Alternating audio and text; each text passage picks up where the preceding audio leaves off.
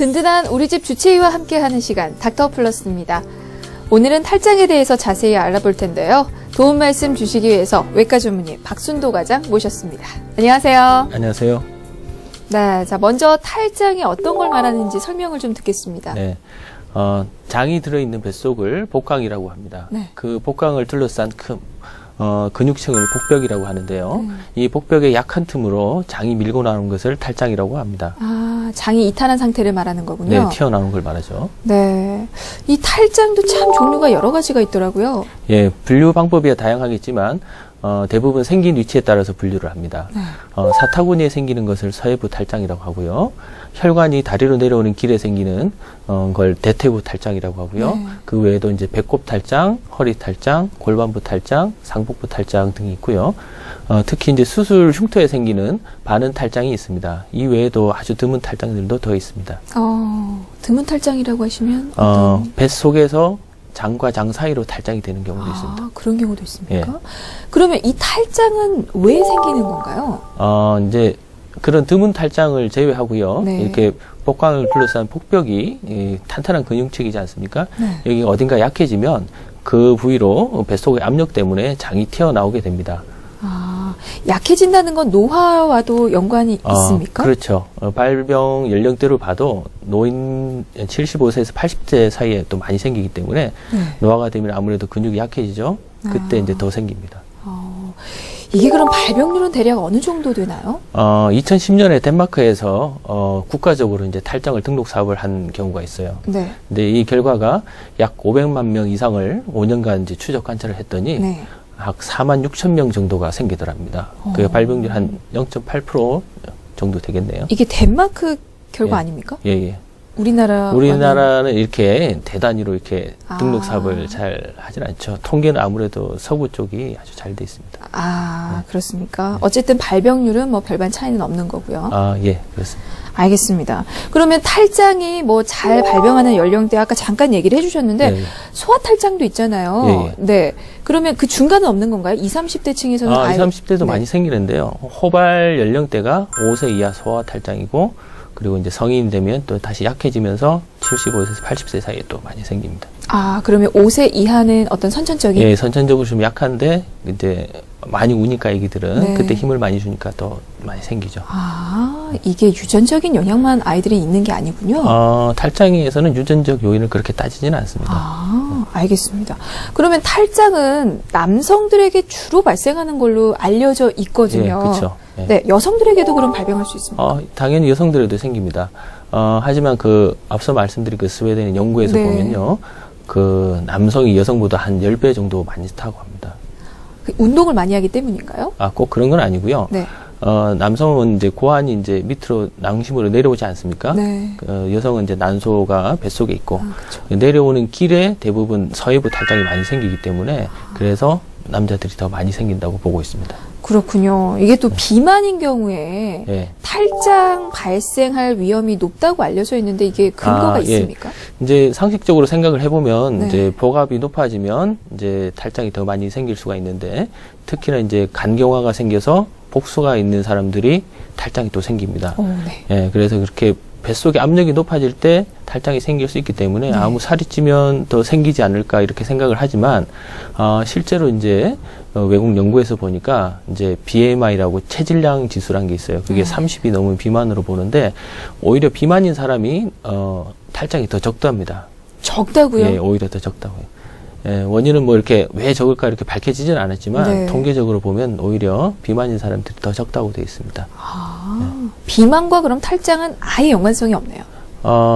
연관지어서 아직 밝혀지지가 않았기 때문에 그렇게 꼭 말할 수는 없죠.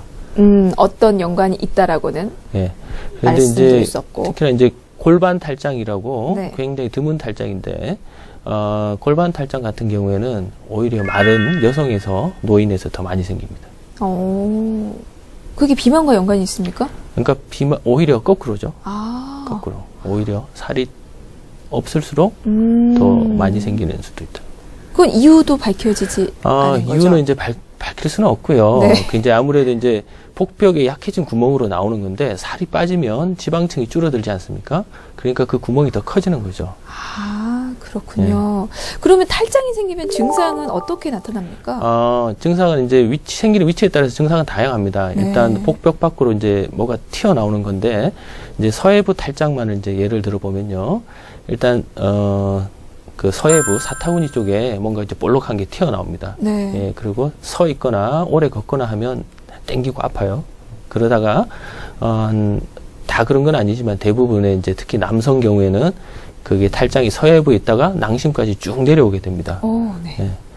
그러다가 누우면 좀 들어가고 또 안 들어가는 경우도 있고 그렇습니다. 그러면 튀어나오거나 잡히거나 하겠네요. 예, 그렇죠. 혹시 이게 통증이 있지는 그렇죠. 통증이 있죠. 통증이 예. 있습니까? 그렇게 많이 튀어나오지 않더라도 네. 그쪽에 장이 끼기 때문에 물론 뭐 난소도 끼일 수 있고 대장도 끼일 수 있고 소장도 끼일 수 있는데 물론 방광이 튀어나오는 경우도 있고요. 네. 장이 이제 그쪽에 끼게 되면 아픕니다. 아래쪽이 그래요. 당기고 아파요. 그리고 장이 이제 꽉 껴서 장이 막히게 되면 이제 방귀가 안 나오죠. 그러다가 더 심해지면 썩을 수도 있죠. 이게 그러면 제때 치료를 받지 않고 탈장을 방치하게 되면 예.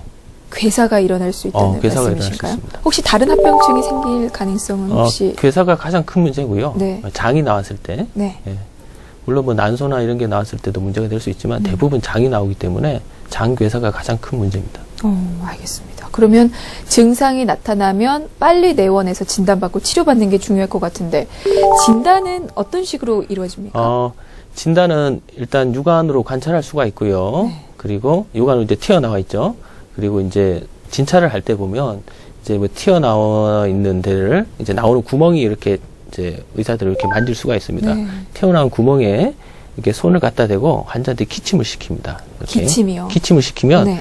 그 뱃속의 압력 때문에 그게 튀어나오는 게 이렇게 손가락으로 느껴집니다. 예. 네. 그리고 이제 보는 그 진찰 외에는 이제 초음파나 CT로 이제 더 도움이 되는 방법이 있죠. 그럼 치료는 어떻게 이루어집니까? 이게 탈장은 이제 우리 복벽에 구조적인 문제가 생겼기 때문에 약물로는 치료가 전혀 될 수가 없습니다. 그래서 수술밖에 방법이 없는데요. 네. 이제 수술로 이제 장이 튀어나온 그 싸고 있는 주머니가 있습니다. 네. 이제 또 연령에 따라서 수술 방법이 좀 다른데요. 성인들은 보통 보면 이렇게 튀어나온 구멍이 이게 큽니다. 크기 네. 때문에 이 탈장이 된 주머니, 장을 밀어놓고 탈장된 주머니를 이렇게 잘라냅니다. 네. 잘라내고 이렇게 구멍이 크기 때문에 여기를 메꿔줘야 돼요. 안 그러면 바로 또 튀어나옵니다. 그래서 이 메꾸는 방법은 이렇게 주위에 근육을 이렇게 당겨주거나 네. 아니면 이렇게 인공막을 갖다 대서 그 구멍을 보강합니다. 이제 소아 같은 경우에는 네. 이게 구멍이 대부분 작기 때문에 예, 튀어나온 이렇게 주머니만 제거를 해주고요. 또 이제 특히나 이제 소아는 성장기에 있지 않습니까? 그렇죠. 그래서 그걸 이제 이렇게 당겨주게 되면 네. 성장에 문제가 되기 때문에 소아에서는 약 금기시되고 있습니다.